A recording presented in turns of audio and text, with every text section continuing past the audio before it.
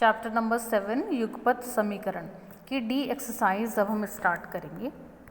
D exercise का question number 1 है, एक पिता की 10 वर्ष पहले आयु अपने पुत्र की आयु की 3 गुनी थी। 10 वर्ष बाद पिता की आयु अपने पुत्र की आयु की 2 गुनी हो जाती है। पिता और पुत्र की वर्तमान आयु बताइए। तो यहाँ पर क्वेश्चंस में हमें कुछ कंडीशंस दी जाएंगी जिनके बेसिस पर हमें यहाँ पर पहले इक्वेशंस बनानी है और फिर हमें जो भी पूछा गया है उसको फाइंड आउट करना है।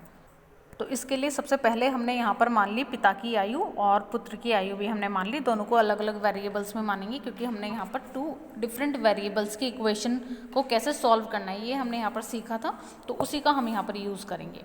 तो फर्स्ट कंडीशन के अकॉर्डिंग हमने यहाँ पर फर्स्ट इक्वेशन बनानी है कि 10 वर्ष पहले की यहाँ पर बात की गई है। तो जब भी किसी की आयु 10 वर्ष पहले की कही जाती है तो उसमें से हमेशा माइनस कर दिया जाता है। मान लीजिए कोई व्यक्ति आज 30 वर्ष का है और उसकी आयु 10 वर्ष पहले पूछी जाए तो 10 वर्ष पहले उसकी आयु कितनी होगी, 20 वर्ष।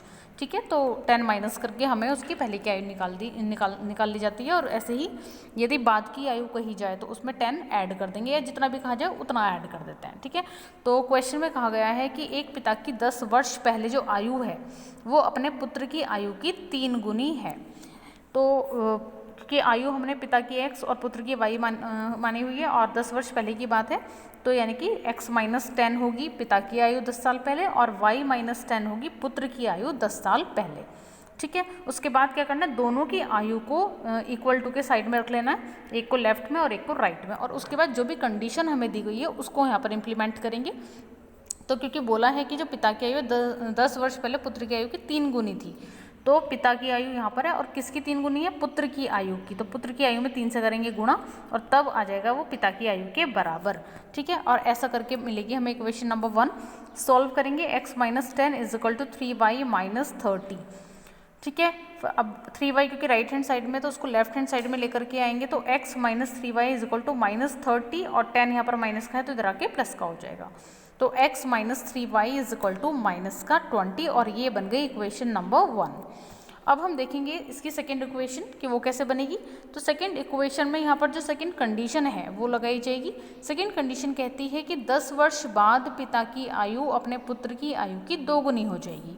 ठीक है, तो यहाँ पर भी सिमिलरली हमने पहले पिता की आयु लिखी और यहाँ पर लिखी हमने पुत्र की आयु।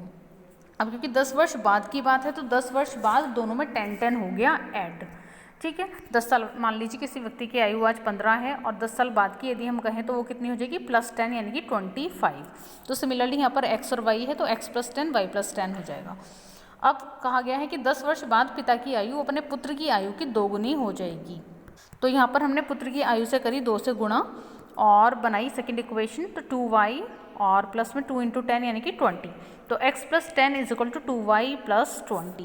अब 2y को हम लेफ्ट हैंड में लेकर के आए क्योंकि हमें बनानी है यहाँ पर इक्वेशन। तो x minus 2y is equal to 20 और 10 जो कि यहाँ पर लेफ्ट हैंड साइड में प्लस में है, राइट हैंड में आकर के हो जाएगा माइनस का, तो 20 माइनस 10, तो x minus 2y is equal to 10। ये हो गई equation number 2। Now we are having 2 equations, equation number 1 and equation number 2। अब हमें करनी है दोनों इक्वेशन सॉल्व। अब क्योंकि इक्वेशन नंबर 1 में भी x है और इक्वेशन नंबर 2 में भी x है, x के साथ में कोई कांस्टेंट नहीं है, मतलब सेम है, सिमिलर है, तो हमें करने के लिए इसको इजीली क्या करेंगे, इक्वेशन 1 में से 2 को अगर घटा दें यानी कि इक्वेशन 2 के सारे साइन चेंज कर दें तो साइन चेंज होने पर क्या हो जाएगा, एक हो जाएगा प्लस का x और एक हो जाएगा माइनस x और वो इजीली कैंसिल हो जाएंगे। ठीक है, तो x minus 3y is equal to minus 20 equation number 1 लिखी और इक्वेशन नंबर 2 लिखी x minus 2y is equal to 10। ठीक है, घटाने पर यानी कि साइन चेंज माइनस और ये जो माइनस था वो हो गया प्लस और जो प्लस था वो हो गया माइनस, माइनस से माइनस कैंसिल हो गया और माइनस 3y प्लस 2y यानी कि माइनस का y और यहाँ पर है माइनस 20 माइनस 10 यानी कि माइनस का 30। अब माइनस से माइनस हुआ कैंसिल और y की वैल्यू आ गई 30। अब y की जो वैल्यू है इसको या तो इक्वेशन 1 में या इक्वेशन 2 में रख सकते हैं। क्यों रखेंगे, क्योंकि हमें x की वैल्यू और चाहिए, तो x की वैल्यू फाइंड आउट करेंगे। x हमने इसको रखा इक्वेशन नंबर 1 में, तो x माइनस इक्वेशन 1 कहती है x minus 3y is equal to minus 20।